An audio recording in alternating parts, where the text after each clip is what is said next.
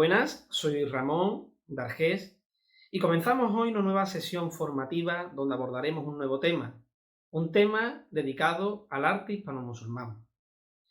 El tema va a estar constituido por varios epígrafes, yo os explicaré los dos primeros. El primero de ellos se titulará Arte e Islam, donde hablaremos de las principales características y los fundamentos donde se basan esas manifestaciones artísticas del mundo islámico.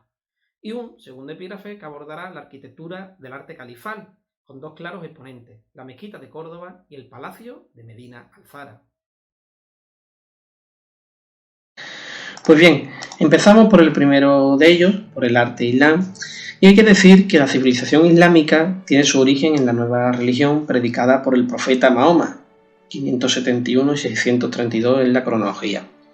Concretamente, en el año 610, pues será cuando Mahoma reciba la revelación mientras oraba en una cueva cercana a la Meca. Revelación basada en la aparición del arcángel Gabriel, mostrándole el texto completo del mensaje divino, compuesto por 114 suras o capítulos, constituyendo la guía espiritual de los musulmanes hasta entonces. Desde ese momento, la Meca se va a convertir y se convirtió en un centro espiritual, mientras que la nueva religión monoteísta se fue extendiendo en menos de un siglo de existencia por amplias zonas de Oriente Medio, norte de África y la península ibérica. Es por ello que hay que decir que el arte islámico está profundamente impregnado de su religión. El artista islámico tendrá la condición de un mero artesano. Como religión monoteísta, tenemos que saber que condena cualquier representación de ídolos. Por ello, se va a recurrir a una gramática decorativa en la que está ausente todo tipo de figuración. En cuanto a los materiales, los materiales serán en momentos de esplendor materiales nobles y en momentos de escasez se recurrirá al yeso y azulejos. Respecto a la decoración, el ornato lo vamos a encontrar tanto geométrico, epigráfico o vegetal estilizado autorique. Respecto al ornato geométrico, pues está basado en polígonos, en estrellas y en lazos combinados, destacando las lacerías de motivos geométricos entrelazados. En cuanto al ornato epigráfico, pues veremos diversas inscripciones coránicas en esa epigrafía que se fue gestando.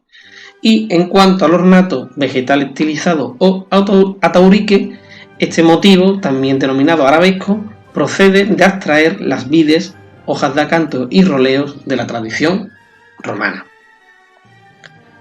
Pues bien, el mundo islámico trazó todo un eje de ciudades que tuvieron un importante papel tanto en el comercio, en la política, en la religión y en la cultura. Los suntuosos palacios de los emires, de los califes, de los sultanes se van a ver impregnados de esa doctrina islámica, cuyos jardines con estanques, palmeras, almendros y naranjos iban a evocar el paraíso del Corán. Este culto al agua y a la vegetación lo vamos a encontrar igualmente en las viviendas domésticas, que veremos más adelante, pero que ya vamos anunciando, concibiéndose las casas para la vida íntima, con un patio interior, con una alberca costeladas de plantas que perfumaban las alcobas vecinas, constituyéndose así un trazado irregular de viviendas que iban formando calles estrechas con muchos recovecos. En cuanto al modelo de ciudad hispano-musulmana, hay que tener en cuenta varios factores. Por un lado, nos vamos a encontrar con las antiguas ciudades romanas que ahora se verán nuevamente revitalizadas, como es el caso, por ejemplo, de Damasco.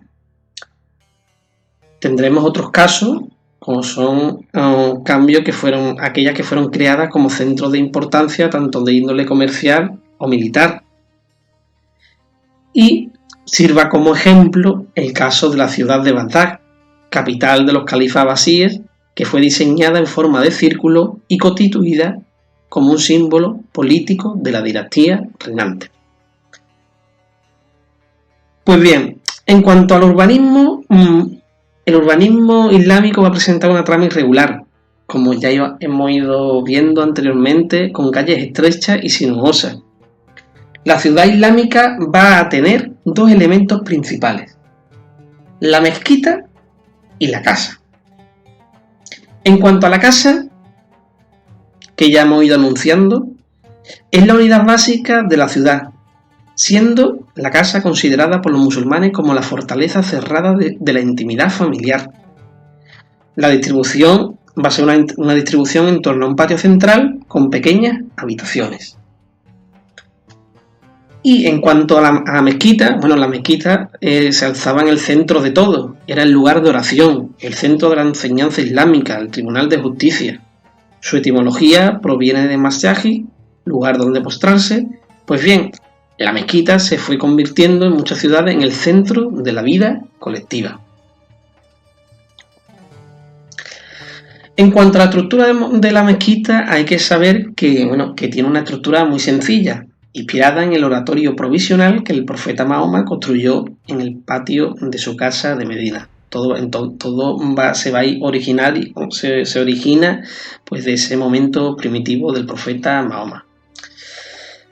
En cuanto a la estructura, bueno, como íbamos diciendo, va a constar de 3 partes ordenadas en eje longitudinal. 3 partes que son la sala cubierta, un espacio al aire libre y el alminar. En cuanto a la sala cubierta, o también denominado harán, está orientada hacia el santuario de la Kaaba, cuya dirección aparece indicada en un nicho vacío, el mihrab, perforado en el centro del muro frontal, la qibla. Durante la plegaria, el imán se dirigía con un sermón a la asamblea y se subía a un púlpito o también mimbar, que es el único mueble litúrgico aprobado por el Corán. A esta ceremonia asiste también el califa, para quien se le acota un espacio privado en un lugar preeminente para protegerle de posibles atentados, lo que se conoce con el nombre de la masura. Esto en cuanto a la sala cubierta. En cuanto al espacio al aire libre, veremos el sac, rodeado de pórticos y dotado de la fuente de abluciones, el sabil, que servía para que los fieles se purificasen antes de entrar en el recinto sagrado. Y por último, pues vemos el alminar. El alminar pone un acento vertical a tanta horizontalidad de la mezquita y sencillamente el alminar significa faro. Desde su azotea, el muezín pues convocaba a orar 5 veces al día a los creyentes. Junto a la decoración, la mezquita presenta algunos elementos arquitectónicos típicos del arte islámico. Por un lado, hablaremos de la diversidad tipológica de los arcos que nos vamos a encontrar.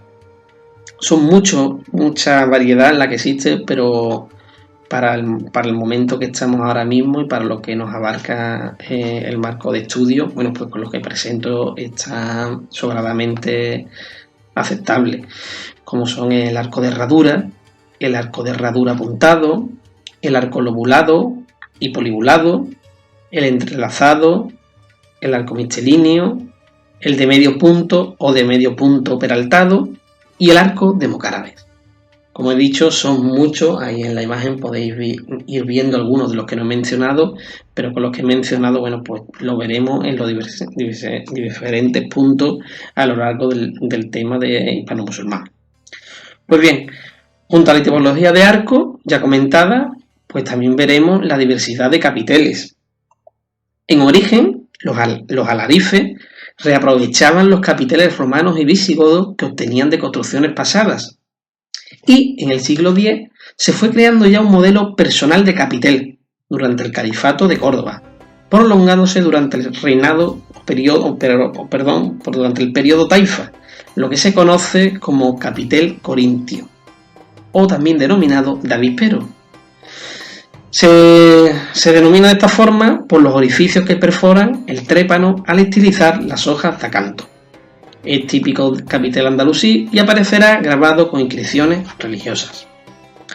A finales del siglo XII, los almohades imponen el capitel encintado y sobre estas fórmulas ya los nazaríes desarrollarán 2 variantes en la Alhambra, el de mocárabes y el de ataurique, decorados con piñas y veneras que descansan sobre fustes muy delgados. Bueno, las ciudades hispano-musulmanas gozaron también de otros edificios públicos. Aparte de la casa y de la mezquita, bueno, pues veremos también otros edificios públicos. como son el mercado, situados en las inmediaciones de la mezquita, denominado zoco para los árabes y bazar para los turcos.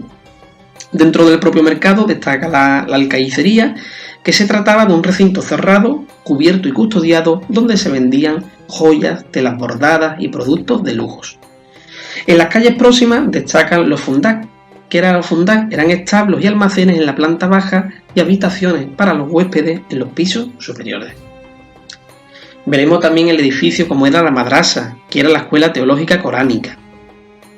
El maristán, que se trataba del hospital, y vemos un plano del maristal del complejo de la Alhambra. El hamán, que eran los baños para el aseo personal, con horario de mañana para los hombres y de tarde para las mujeres. Y en este sentido hay que citar que las aguas ricas en sulfato y calcio, que tienen muchas propiedades curativas, las vamos a encontrar en las aljamas. En cuanto a los mausoleos, el más usual es la cuba, que se trataba de una sala cuadrada cubierta con una cúpula. Y otro edificio que se desarrolló fruto de los conflictos bélicos y ubicado principalmente en zonas fronterizas fueron los ribás. Los ribás estaban provistos de un patio de armas y baluarte en los ángulos, y destacamos algunos como puede ser el ribá de San Carlos de Rápita en Tarragona y el de Santa María de la Rábida en Huelva. En cuanto al segundo epígrafe, titulado Arquitectura, Arte Califal, la Mezquita de Córdoba, Arquitectura y Decoración, y la ciudad palatina de Medina Alzara. Antes de entrar de lleno a desarrollar el arte califal con su máximo exponente en la Mezquita de Córdoba, debemos tener en cuenta la llegada de los musulmanes a la península ibérica. Los musulmanes estuvieron casi 8 siglos en nuestra tierra, desde el 711 al 1492. Durante esos siglos podemos distinguir varios periodos históricos para su estudio. Un primer periodo que abarca del 711 al 756, con el Emirato Independiente de Damasco. Un segundo periodo que abarca del 756 al 929, con el Emirato Independiente. Un tercer periodo del 929 a 1031 en el Califato de Córdoba. Un cuarto periodo del 1031 a 1212 en el Reino de Taifas. Y un quinto periodo del 1032 al 1492 con el Reino Nazarí de Granada. Pues bien, en este epígrafe vamos a llegar hoy hasta el Califato de Córdoba. Después del año 750, el centro de gravedad del Islam pasó de Damasco a Bagdad. Los abasíes derrotaron a los omeyas, asesinando a todos sus príncipes menos a Abderramán I, que logró huir refugiándose en el norte de África. Su evasión termina en Córdoba, donde se establece en el año 756. Un emirato independiente que supone, en su disidencia, el inicio de la fragmentación política del Islam en numerosos estados. 2 siglos más tarde, en el año 1929, su sucesor dinástico, Abderramán III, se autoproclama califa, rompiendo con la autoridad moral de los abasíes. Se inicia desde entonces el momento estelar de Al-Ándalus, cuya capital Córdoba se va a convertir en la más poblada de Occidente, con 250.000 habitantes. Este periodo de bonanza fue efímero. Las luchas entre árabes de Siria, Jordania y Palestina con los bereberes norteafricanos por la sucesión dieron origen a una guerra civil que en 1031 puso fin al califato cordobés de Al-Ándalus, dividiéndose el territorio en una quincena de reinos taifas.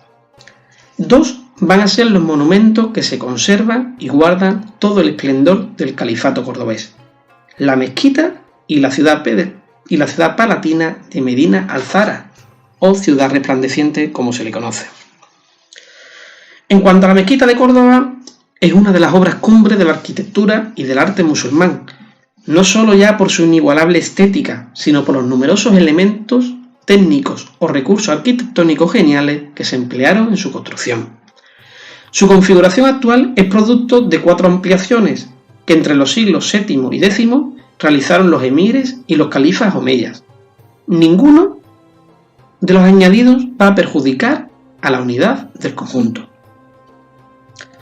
El núcleo germinal del origen de la mezquita de Córdoba se debe a Abderramán I, con cronología del 786 al 788, que se asentó sobre un oratorio, con un solar de un oratorio de una antigua basílica visigoda de San Vicente, compuesto por 12 crujías transversales cortadas por 11 naves longitudinales, que corren en dirección hacia el muro de la quibla. Estas naves están formadas por arquerías dobladas para elevar la altura del edificio, la arcada inferior de herradura y la superior de medio punto. Las dovelas de los arcos van a estar alternando los colores rojo y blanco. Hay que decir que esta idea arquitectónica empleada en esta sala de oración por Abderramán I, pues proviene del acueducto de los Milagros de Mérida. En este sentido, también hay que mencionar la reutilización de materiales de acarreo, de materiales romanos. Esta primera fase fue completada por Gisán I, 788-796, que dotó al patio de 3 elementos: una galería para las mujeres, saquifa, un pabellón de abluciones y el almirar junto a la puerta de ingreso. La segunda etapa corresponde a Abderramán II, 833-848. Va a romper el muro de la quibla, añadiendo 8 crujías al oratorio y cerrando con saquifas los 2 flancos del patio que faltaban. Las columnas y capiteles siguen siendo de material de acarreo y las obras las dirigieron los mayordomos eunucos Nas y Masrur. El triunfo arquitectónico y ornamental de la mezquita llega en los años centrales del siglo X. El califa Abderramán III, 946, va a agrandar la superficie del patio, donde planta olivos, cipreses y laureles, y rehace el alminar, imponiendo en Al-Ándalus una torre prismática, abandonando así la tipología liquidal de Oriente, sirviendo desde entonces como modelo a los minaretes almohades y a los campanarios mudéjares. Su hijo, Al-Hagán II, 962-966, va a agregar 12 crujías más a la sala de oración, siguiendo el procedimiento acostumbrado de retranquear el muro de la quibla.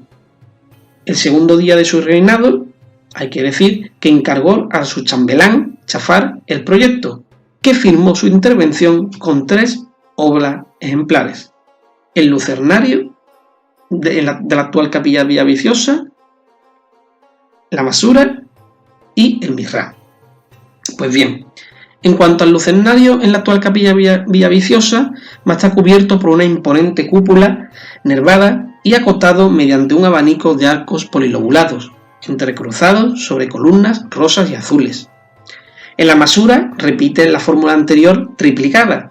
Al-Hagán II, tanto es así que solicitó al emperador de Bizancio, Nicéforo Focas, el envío de un musivario para la decoración interior de las cúpulas de la masura y, como veremos posteriormente, en la fachada del mihrab. Esto nos evoca a una continua reminiscencia de la decoración musivaria vista en el tema anterior. El mihrab va a estar decorado en forma de habitación por primera vez en la historia del arte islámico. Antes, entonces, simplemente se reducía a una sencilla hornacina que se correspondía con el nicho de las luces coránico, símbolo de la presencia divina en el corazón. La cuarta fase corresponde al poderoso Almanzor, 991-994. El director de las obras se ve forzado a ensanchar lateralmente todo el recinto con 8 naves, ya que la proximidad del Guadalquivir le impedía alargar el frente como si hicieron sus predecesores. Ello también le obligó a extender el patio y el edificio ganó en capacidad, pero a su vez el mihrab quedó descentrado. Pues bien, siglos más tarde el edificio sufrirá una importante modificación, ya que se construyó en su interior, que es lo que también observamos actualmente, la Catedral Cristiana de Córdoba.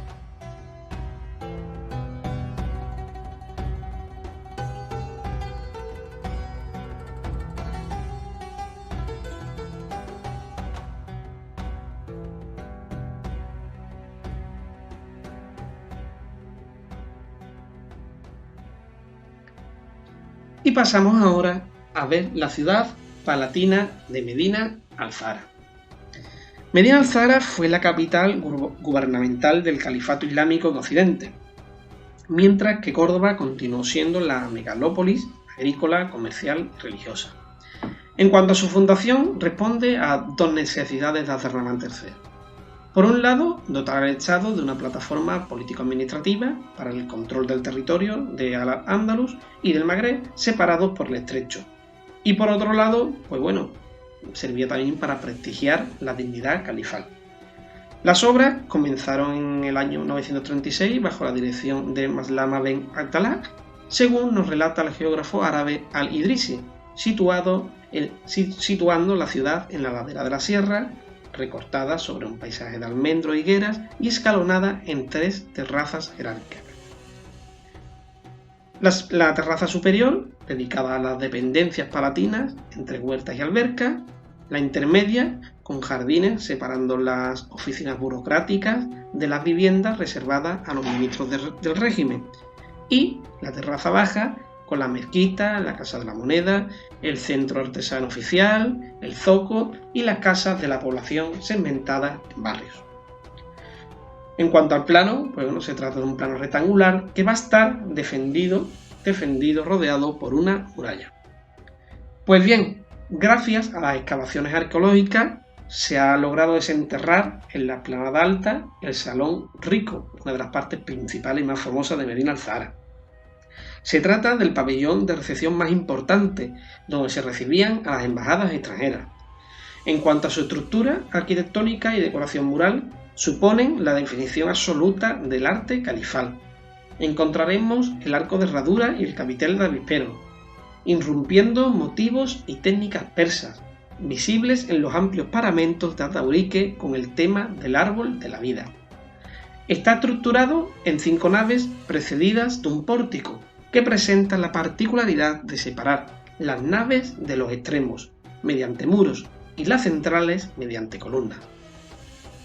Pues bien, hasta aquí llegamos al 1035, cuando desaparece el califato de Córdoba y Al-Ándalus se fragmenta en los reinos taifas. Muchas gracias.